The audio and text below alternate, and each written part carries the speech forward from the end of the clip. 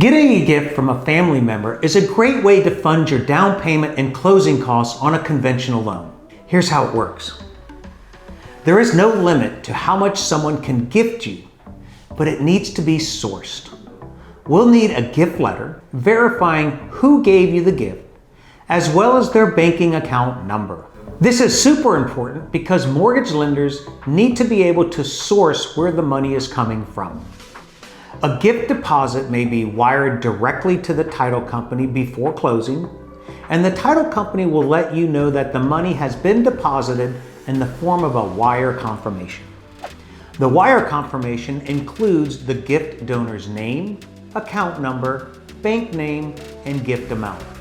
And all the information must match the gift letter. If it doesn't, it could delay your closing.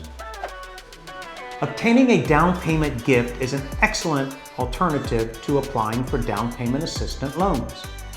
The process is quick and smooth.